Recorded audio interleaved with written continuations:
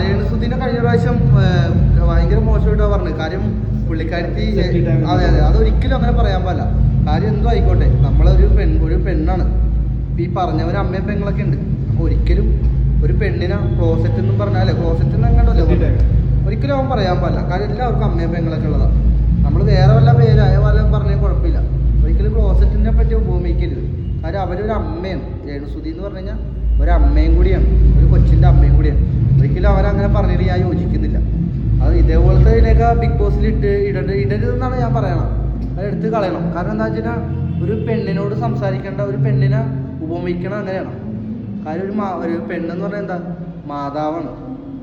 ശരിയല്ലേ? ഒരു പെണ്ണെന്ന് പറഞ്ഞാൽ നമ്മൾ പല കാര്യത്തിൽ ഉപയോഗിക്കണമല്ലോ, ഒരു മാതാവാണ്.